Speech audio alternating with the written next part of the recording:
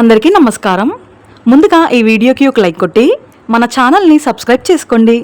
ఈ నెల జనవరి 18వ తేదీన ఆదివారం నాడు చొల్లంగి అమావాస్య వచ్చింది. ఆదివారం అమావాస్య రావడం చాలా విశేషం. ఎందుకంటే ఆదివారం వచ్చే అమావాస్యకు రెట్టింపు శక్తి ఉంటుంది. అలాగే ఈ అమావాస్య నాడు పంచగ్రహ కూటమి కూడా ఏర్పడుతుంది. అమావాస్య నాడు పాటించే కొన్ని పరిహారాలతో ఎంతోమంది తమ జీవితంలో ధనవంతులయ్యారట. అలాగే అమావాస్య నాడు పొరపాటున కూడా కొన్ని తప్పులను చేయకూడదు, లేదంటే కటిక పేదరికం వెంటాడుతుంది. చొల్లంగి అమావాస్య నియమాలు, చేయకూడని తప్పుల గురించి ఈ వీడియోలో తెలుసుకుందాం. ముందుగా ఈ వీడియోకి ఒక లైక్ కొట్టి జై శ్రీరామ్ అని కామెంట్ చేయండి. జనవరి 18వ తేదీ ఆదివారం నాడు ఎంతో శక్తివంతమైన చొల్లంగి అమావాస్య వచ్చింది. కాబట్టి ఈ అద్భుతమైన అవకాశాన్ని మాత్రం ఎవరూ వదులుకోకండి. ఎందుకంటే ఈ చొల్లంగి అమావాస్య చాలా అరుదైన సర్వార్థ సిద్ధి యోగంతో రాబోతుంది. సర్వార్థ సిద్ధి యోగం అంటే కోరిన కోరికలు నెరవేర్చే రోజని చెప్పవచ్చు. కాబట్టి ఈ అమావాస్య నాడు మీ దగ్గరలో ఉన్న శివాలయానికి వెళ్ళి నీటితో శివలింగానికి అభిషేకం చేయండి. ఈ రోజున శివలింగానికి అభిషేకం చేస్తే మీ కష్టాలన్నీ వెంటనే తొలగిపోయి మీ ఇంటికి మంచి రోజులు ప్రారంభమవుతాయి. దీర్ఘకాలిక అనారోగ్య సమస్యలతో బాధపడేవారు శివలింగానికి ఆవు పాలతో అభిషేకం చేయండి.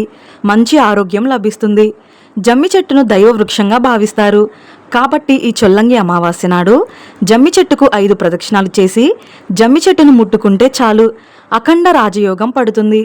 అలాగే జమ్మి చెట్టు నీడలో నిలబడినా సరే సకల పాపాలన్నీ నశించి అదృష్టం ఐశ్వర్యం కలిసొస్తుంది. ముఖ్యంగా ఈ అమావాస్య నాడు ప్రతి ఒక్కరూ తలస్నానం చేయాలి.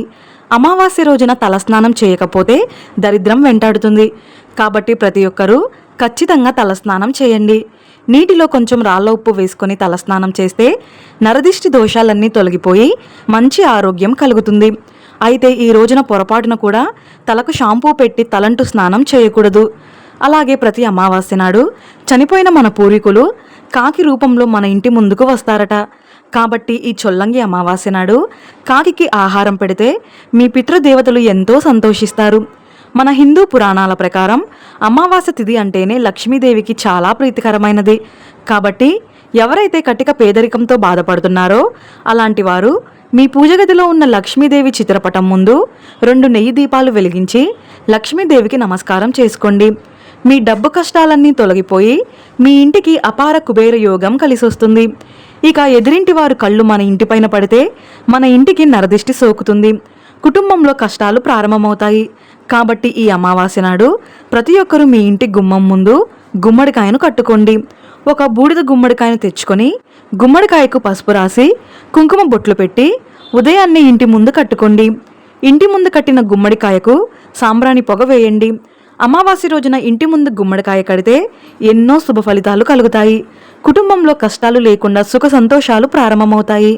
అయితే ఇంటి ముందు గుమ్మడికాయ కట్టలేని వారు ఒక ఎర్రటి వస్త్రంలో రాళ్ల ఉప్పును మూట కట్టి ఇంటి గుమ్మానికి కట్టుకోండి. నరదిష్టి బాధలు తొలగిపోయి అష్టైశ్వర్యాలు కలుగుతాయి. అలాగే మీకు వీలు కుదిరితే గుమ్మడికాయతో మీ ఇంటికి దిష్టి తీసుకోండి, లేదా నిమ్మకాయతో ఇంటికి దిష్టి తీయండి. ఎంతో శక్తివంతమైన ఈ చొల్లంగి అమావాస్య నాడు ఇంట్లో ఉన్న ప్రతి ఒక్కరూ రాళ్ల ఉప్పుతో దిష్టి తీసుకోండి. ఈ రోజున ఉప్పుతో దిష్టి తీసుకుంటే చాలా మంచిది. ఇక ఆదివారం అంటేనే మనలో చాలామంది మాంసాహారాన్ని తింటారు. కానీ ఈ చొల్లంగి అమావాస్య నాడు పొరపాటున కూడా మాంసాహారాన్ని తినకూడదు. అమావాస్య రోజున మాంసాహారం తింటే మీ కుటుంబంలో ఎన్నో సమస్యలు ఏర్పడతాయి. ఇక భార్యాభర్తలు తప్పనిసరిగా బ్రహ్మచర్యం పాటించాలి. అలాగే ఈ అమావాస్య నాడు తులసి దళాలు కోయడం, మారేడు ఆకులు కోయడం అస్సలు చేయకండి. అదేవిధంగా ఈ చొల్లంగి అమావాస్య నాడు బియ్యం, గోధుమలు మరియు పప్పు ధాన్యాలను కూడా కొనకూడదు. అలాగే ఈ అమావాస్య నాడు ఏది చేసినా చేయకపోయినా బ్రాహ్మణులకు స్వయం పాకం దానంగా ఇవ్వండి. ఒక విస్తరాకులో బియ్యం, కందిపప్పు, బెల్లం, అలాగే మీకు తోచినంతలో కొంత దక్షిణ పెట్టి బ్రాహ్మణులకు ఇచ్చి వారి ఆశీర్వాదాన్ని తీసుకోండి. అమావాస్య రోజున బ్రాహ్మణులకు స్వయం పాకం దానం చేస్తే మీ కుటుంబానికి తిన్నా తరగని ఐశ్వర్యం వరిస్తుంది. అలాగే ఈ అమావాస్య నాడు ఉదయం స్నానం చేసి సూర్యదేవునికి నమస్కారం చేసుకోండి. ఆదివారం కలిసొచ్చిన ఈ అమావాస్య నాడు సూర్యుడికి నమస్కారం చేసుకుంటే మీ జాతకంలో సూర్యుడు బలపడి ఇక మీకు పట్టిందల్లా బంగారమయం అవుతుంది. అలాగే ఏ ఇంట్లో అయితే ఎల్లప్పుడూ కష్టాలు ఉంటాయో అలాంటి ఇళ్లలో దరిద్ర దేవత ఉందని అర్థం. కాబట్టి ఈ అమావాస్య నాడు ప్రతి ఒక్కరూ ఉప్పు నీటితో ఇల్లంతా శుభ్రం చేసుకుని ఇల్లంతా సాంబ్రాణి ధూపం వేయండి. అమావాస్య నాడు ఇంట్లో సాంబ్రాణి పొగ వేస్తే మీ ఇంటికి ఉన్న దారిద్ర బాధలన్నీ తొలగిపోయి ఇక మీ ఇంటికి మంచి రోజులు ప్రారంభమవుతాయి. ఇక మీ మనసులో ఏదైనా కోరిక ఉంటే ఆ కోరిక త్వరగా నెరవేరాలంటే ఈ చొల్లంగి అమావాస్య రోజున గోమాతకు అరటిపండ్లు తినిపించి మీ మనసులో ఏదైనా కోరుకోండి. నెల తిరగకుండానే మీ కోరిక ఖచ్చితంగా నెరవేరుతుంది. ఇక అమావాస్య వచ్చిందంటే చాలు మనలో చాలామంది బీరువాను పూజిస్తారు. విశేషంగా ఈ చొల్లంగి అమావాస్య నాడు మీ బీరువా పైన గంధంతో స్వస్తిక్ గుర్తు వేసి మీ బీరువాలో డబ్బు పెట్టే ప్రదేశంలో ఒక ఎరుపు రంగు వస్త్రాన్ని పెట్టుకోండి. ఇలా చేస్తే మీ ఇంటి ఆదాయం విపరీతంగా పెరిగి మీ ఇల్లంతా ధన ప్రవాహంతో నిండిపోతుంది. ఇక అన్నిటికన్నా ముఖ్యంగా ఈ అమావాస్య నాడు సాయంత్రం 6 దాటిన తర్వాత మీ ఇంటి గుమ్మం బయట నువ్వుల నూనెతో 2 దీపాలు వెలిగించి ఆ దీపంలో 2 యాలకులు వేయండి.